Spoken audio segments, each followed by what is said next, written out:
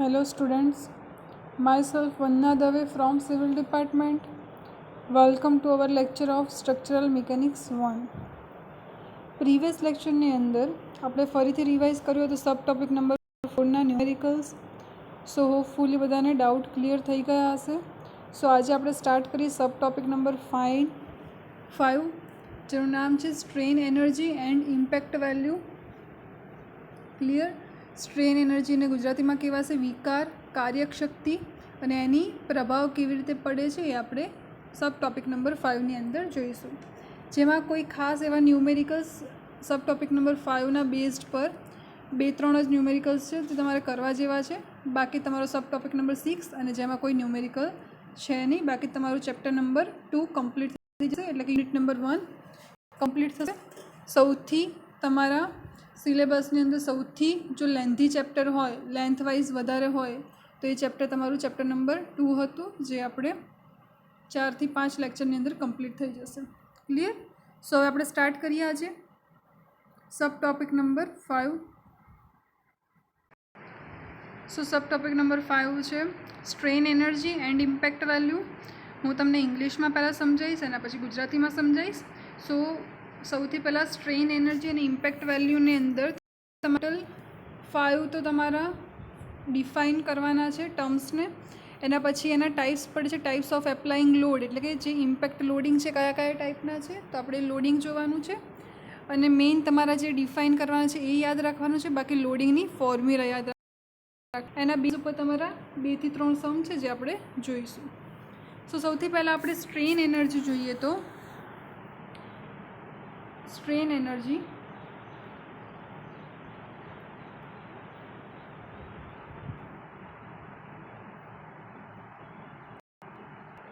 Strain energy સૌથી પહેલાં તો ડિનોટ થશે યુથી, યુ વડે ડિનોટ થશે. હવે આપણે એની ડિફિનેશન જ્યારે જોઈએ તો van a body is strand with elastic limit, એટલે કે જ્યારે કોઈ પણ પદાર્થ એની સ્થિતિસ્થાપકતાની હદમાં છે, એટલે કે વિધિન ઇલાસ્ટિક લિમિટ છે.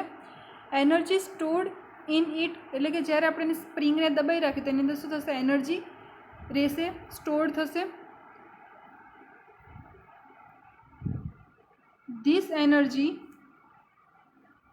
is called strain energy. એટલે કે ગુજરાતીમાં કહીએ તો જ્યારે કોઈ પણ પદાર્થ ઉપર સ્થિતિસ્થાપકતાની હદમાં બાહ્ય બળ લગાડીએ છીએ ત્યારે શું થાય છે? એમાં એનર્જીનો સંગ્રહ થાય છે, સ્ટોર થાય છે. તો આપણે શું કહીશું? એને સ્ટ્રેન એનર્જી યુ કહીશું. તો સ્ટ્રેન એનર્જી એટલે શું થશે? તો અહીંયા હું એક તમારું ટર્મ આપેલી છે કે strain energy equal to work done on a body, એટલે કે તમે જેટલું પણ વર્ક કરો છો કોઈ પણ મટીરિયલ ઉપર અથવા તો કોઈ પણ બોડી ઉપર, એ તમારી one type of strain energy થશે. ખાસ તમારે યાદ રાખવાનું છે સ્ટ્રેન એનર્જીનું ફોર્મ્યુલા. તો ફોર્મ્યુલા કઈ છે? તો ફોર્મ્યુલા છે U equal to sigma square 2E into V. So તમને કહું આમાં બધી વસ્તુ શું ડિફાઇન કરે છે.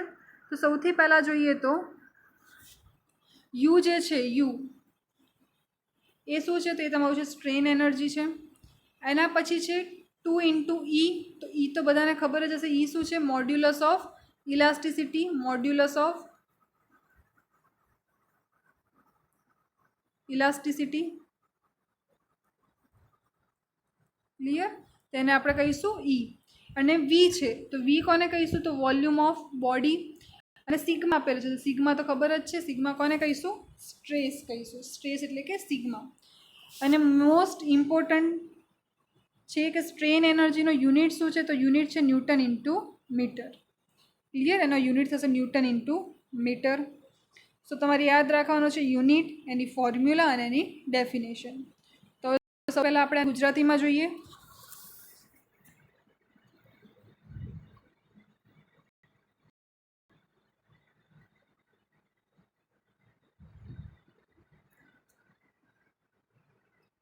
ગુજરાતીમાં લખેલું છે સ્ટ્રેન એનર્જી. સૌથી પહેલાં તો સ્ટ્રેન એનર્જીને કોને કહીશું? તો સ્ટ્રેન એનર્જી કહીશું આપણે વિકાર, કાર્યશક્તિ. એને શેનાથી ડિનોટ કરીએ છીએ? તો આપણે યુ વડે ડિનોટ કરીએ છીએ, યુથી. હવે એની ડેફિનેશન છે કે જ્યારે કોઈ પણ પદાર્થ ઉપર સ્થિતિસ્થાપકતાની હદમાં, એટલે વિધિન ઇલાસ્ટિક લિમિટ, જ્યારે આપણે કોઈ પણ લોડિંગ લગાવીએ છીએ ત્યારે એમાં શું થાય છે, એનર્જીનો સંગ્રહ થાય છે, એટલે કે સ્ટોર્ડ એનર્જી, એમાં એનર્જી સ્ટોર થાય છે. તો એવી એનર્જીને આપણે શું કહીશું, વિકાર કાર્યક શક્તિ અથવા તો સ્ટ્રેન એનર્જી યુ કહીશું. ક્લિયર? હવે સ્ટ્રેન એનર્જી કોને કહીશું, તો પદાર્થ ઉપર થયેલું કાર્ય, એને આપણે કહીશું. હવે તમારું ફોર્મ્યુલા છે, સો ફોર્મ્યુલા તો સેમ જ રહેશે. તો U equal to sigma square 2E into V. તો યુ છે સ્ટ્રેન એનર્જી છે, સિગ્મા શું છે, સિગ્મા છે સ્ટ્રેસ, વી એટલે કે વોલ્યુમ, વોલ્યુમ એટલે કે કદ છે, અને ઈ તો તમને ખબર જ છે, ઈ શું છે, તો મોડ્યુલસ ઓફ ઇલાસ્ટિસિટી છે. ક્લિયર? તો આ તમારું છે સ્ટ્રેન એનર્જી.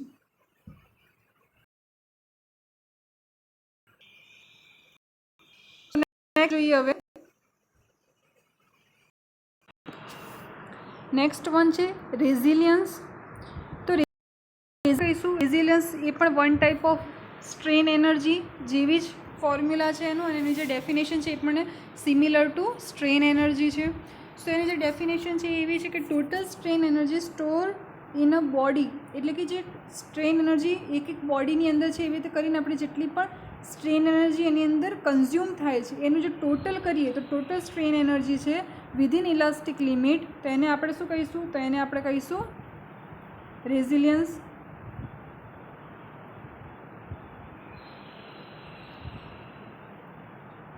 એને આપણે કહીશું રેઝિલિયન્સ. ક્લિયર?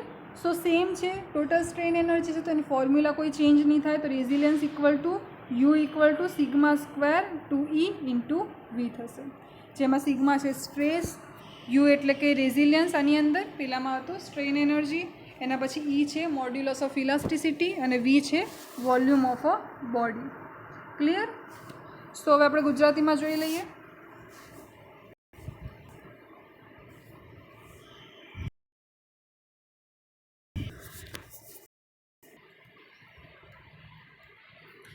ગુજરાતી તો રેઝિલિયન્સ જ કહીશું. તો ગુજરાતીમાં લખેલું છે કે જ્યારે કોઈ પણ પદાર્થમાં સંગ્રહ થયેલી કુલ સ્ટ્રેન એનર્જીને આપણે શું કહીએ છીએ, રેઝિલિયન્સ કહીએ છીએ. કે જે પણ પદાર્થની અંદર કુલ જે સ્ટ્રેન એનર્જી ભેગી થાય છે એને આપણે કહીશું રેઝિલિયન્સ. તો resilience equal to U equal to sigma square upon 2E into થશે વી. ક્લિયર? જેમાં બધી વેલ્યુ સિમિલર જ છે. સિગ્મા છે સ્ટ્રેસ, ઈ છે મોડ્યુલસ ઓફ ઇલાસ્ટિસિટી, અને V for volume of body. Clear? એટલે કે કદ. સો હવે આપણે નેક્સ્ટ જોઈએ તો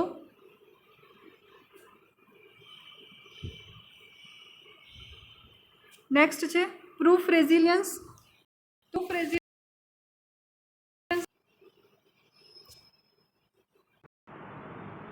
પ્રૂફ રેઝિલિયન્સ એટલે કે the maximum strain energy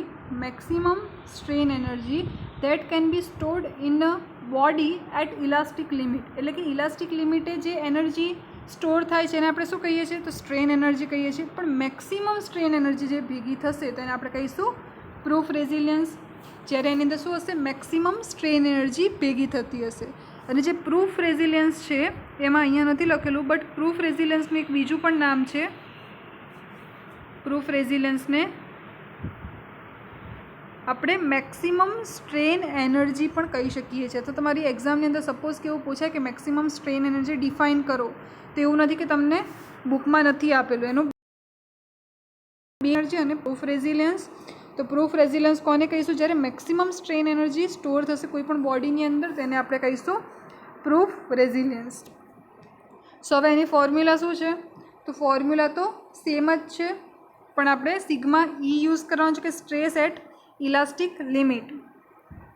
so formula છે યુપી એટલે કે proof resilience sigma E square upon 2E into V. એટલે કે સિગ્મા ઈ શું છે, સ્ટ્રેસ એટ ઇલાસ્ટિક લિમિટ, એટલે કે સિમિલર જ છે. આની પહેલાં પણ હતું એ તમારું સિગ્મા ઈ જ હતું, તો તમારું બધું સેમ જ છે. ક્લિયર? ના સોરી, આની પહેલાં જે તમારું હતું એ તમારું સિગ્મા હતું, જે ખાલી ઓનલી સ્ટ્રેસ હતો. જ્યારે અહીંયા સિગ્મા ઈ છે કે સ્ટ્રેસ એટ ઇલાસ્ટિક લિમિટ છે, ખાલી તમારો આ ડિફરન્સ છે સિગ્મા ઈનો. ક્લિયર? કે sigma equal to stress at elastic limit. Clear? So હવે આપણે ગુજરાતીમાં જોઈએ.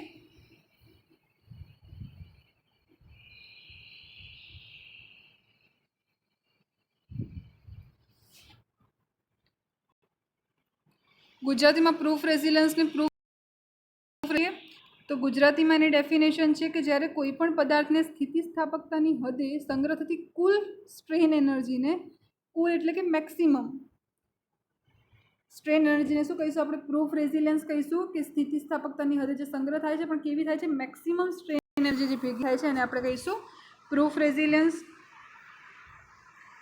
सो एनी फॉर्म्युला सेम ज छे यूपी इक्वल टू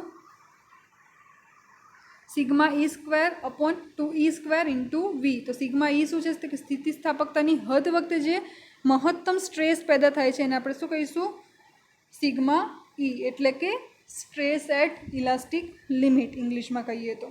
अहींया तमारी एक लाइन लखेली है कि प्रूफ रेजिलियंस ने ज मैक्सिमम स्ट्रेन एनर्जी पण कहे छे, जे इंग्लिशनी बुक में नथी आपेलुं पण गुजरातीनी बुक में आपेलुं छे। तो तमारे याद राखवानुं छे कि प्रूफ रेजिलियंस कोने कहीए मैक्सिमम स्ट्रेन एनर्जी ने प्रूफ रेजिलियंस कहीए छीए। क्लियर?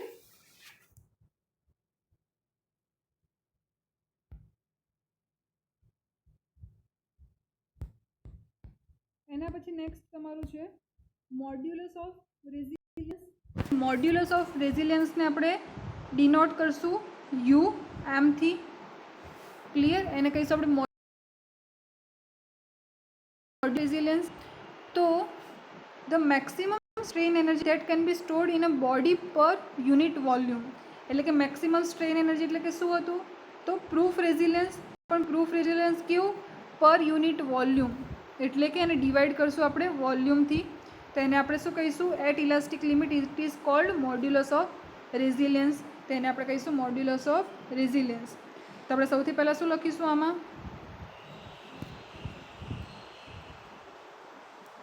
सौथी पहला तमारे जे प्रूफ रेजिलियंसनी जे फॉर्म्युला हती ए ज लखी छे अहींया सिग्मा ई square upon 2e into v. जे सिग्मा ई तमने खबर हतो स्ट्रेस एट इलास्टिक लिमिट छे पण डिवाइड बाय शुं कर्युं छे वॉल्यूम बिकॉज पर यूनिट वॉल्यूम छे एटले। तो तमारो आंसर शुं आवशे वी जता रहेशे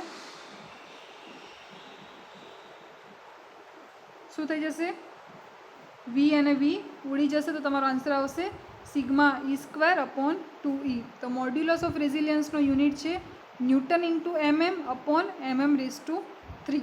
क्लियर? तो तमारे आ याद राखवानुं आ तमारुं छे मॉड्यूलस ऑफ रेजिलियंस।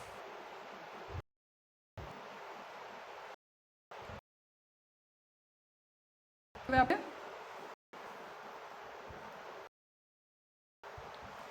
गुजराती में मॉड्यूलस ऑफ रेजिलियंस ने मॉड ऑफ रेजिलियंस ज कहीए छीए। एने आपणे कहीशुं कि ज्यारे कोईपण पदार्थ में स्थितिस्थापकतानी हदे एकम कदमा एटले पर यूनिट वॉल्यूम जे आपणे अहींया डिवाइड कर्युं छे तो एकम कदमा संग्रह थती स्ट्रेन एनर्जी ने शुं कहीशुं मॉड्यूलस ऑफ रेजिलियंस कहीशुं। तेना माटे आपणे हमणां उपर कर्युं ए रीते ज छे सिमिलर ज कि sigma E square upon 2e into we. तो आ शुं छे प्रूफ रेजिलियंसनुं फॉर्म्युला हती प्रूफ रेजिलियंस एटले कि यू पी नी। क्लियर? एना इंटू अपॉन कर्युं छे आपणे वी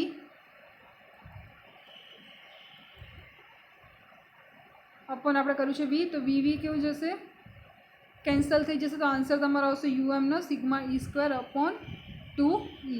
क्लियर? सो यूनिट आपेलो छे तमने यूनिट थशे न्यूटन इंटू mm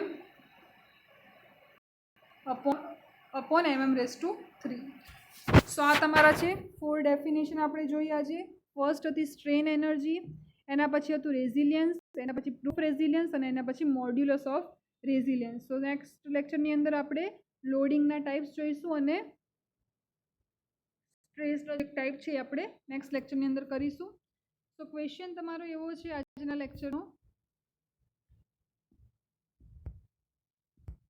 कि जे मैं तमने 4 वस्तु डिफाइन करी छे तो तमारे 4 राइट डाउन करवानी छे। फर्स्ट छे question number 1 is what is strain. Question number 1 एना पछी क्वेश्चन नंबर 2 छे what is resilience. Question number 2 proof resilience and question number 4 छे what is number 4 what is modulus of resilience. એટલે તમારે total 4 definition એની formula અને unit જેના બી આપ્યા છે એ તમારે લખવાના છે. ક્લિયર? સો નેક્સ્ટ લેક્ચરની અંદર આપણે આગળ ઇમ્પેક્ટ લોડિંગના ટાઈપ્સ જોઈશું. So to be continued in the next lecture. Thank you for the watching.